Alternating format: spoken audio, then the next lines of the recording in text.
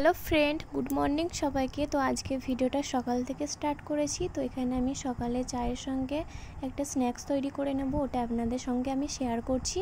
তো প্রথমে আমি ছোট ছোট করে আলু কেটে নিয়েছি আর দিয়ে দিলাম লঙ্কা, হলুদ, জিরে গুঁড়ো আর দিয়ে দিলাম স্বাদ অনুযায়ী লবণ। আর এখানে আমি দিয়েছি 2 চামচ বেসন আর 1 চামচ চালের গুঁড়ো। আর টেস্টটা বাড়ানোর জন্য আমি একটু চাট মশলা দিয়েছি। তো এটা পুরোপুরি অপশনাল, আপনারা চাইলে দিতে পারেন আর না চাইলে না দিতে পারেন।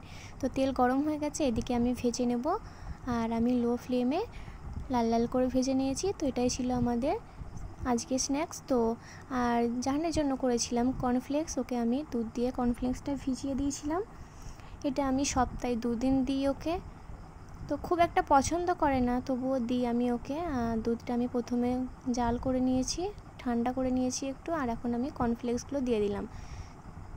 তো একটু ভিজে নেওয়ার পর ওকে আমি খাইয়ে দিয়েছিলাম, এটা ছিল ওর সকালের খাবার। তো তারপরে আমার একটা পার্সেল এসেছিলো, ওটা আমি আপনাদের সঙ্গে শেয়ার করছি। তো দেখো কি পার্সেল এসছে। আমি এটা মিশো থেকে অর্ডার করেছিলাম, এটার দাম মাত্র 130 টাকা। তো তোমরা দেখি বুঝতেই পারবে। তো আমার খুবই ভালো লেগেছে এটা। তোমরা যদি নিতে চাও অর্ডার করতে পারো মিশো থেকে। এটা ছিল একটা টেবিল ক্লক। তো টেবিলের কভারটা আমি অর্ডার করেছিলাম। এই যে দেখো কতটা সুন্দর এসছে, আমার খুবই পছন্দ হয়েছে। তো তোমরা চাইলে অর্ডার করতে পারো।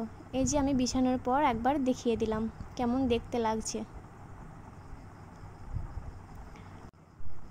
আর এদিকে একটা আনারস এনেছিল, তো ওটা কাটা হচ্ছে, তো একটু ভিডিও করে আপনাদেরকে দেখিয়ে দিলাম।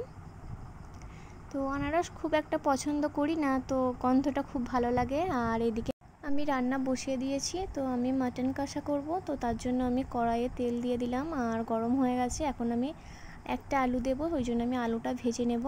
তো আলুটা লবণ আর হলুদ দিয়ে আমি ভালো করে ভেজে নিচ্ছি।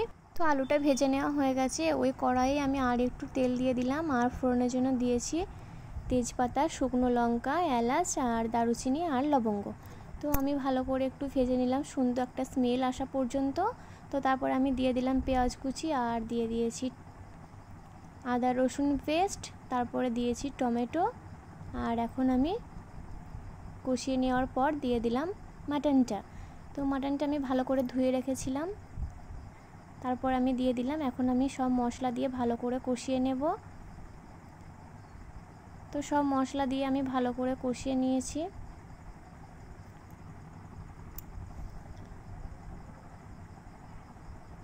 তো এখন আমি আলুগুলো দিয়ে দিলাম। তো আলুটা দেওয়ার পর আমি আবারও ভালো করে কষিয়ে নেব।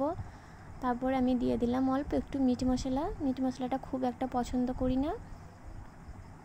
আর এদিকে একটা সবজি হচ্ছে, 5 মিশালি সবজি। আর এই যে আমার মাটন কষাটা হয়ে গেছে। আর আমি একটু আমসত্ত্ব করেছিলাম, তো আমগুলো আমি ভালো করে ছুলে নিয়েছি।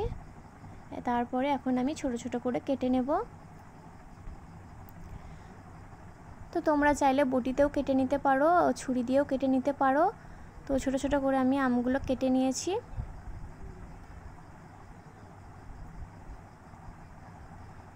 তো এখন আমি আমগুলো সিদ্ধ করতে দিয়ে দেব।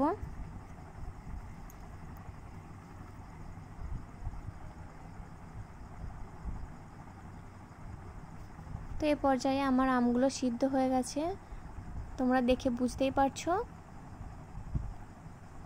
তো এখন আমি ভালো করে ছেঁকে নেব যাতে আমের দানা দানা ভাবটা না থাকে। তো আমার ছেঁকে নেওয়া হয়ে গেছে। এখন আমি কড়াইয়ে দিয়ে দিলাম আর আমি ভালো করে নাড়িয়ে নিচ্ছি।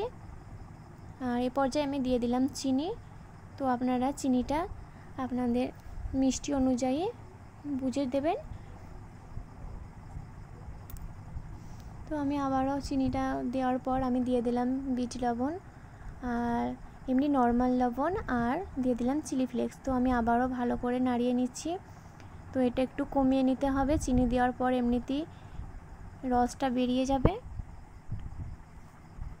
তো আপনারা বুঝবেন কি করে যে আমসত্ত্বর আমটা হয়েছে কি করে। তো এই যে বাটিতে এমন একটু নেবেন, তারপরে এদিক ওদিক নাড়িয়ে দেখবেন চলে যাচ্ছে কি না। যদি না যায়, এক জায়গাতেই থাকে, তাহলে বুঝে নেবেন হয়ে গেছে। তো আমি বাসনে ঢেলে নিয়েছি, এখন আমি শুকাতে দিয়ে দেব।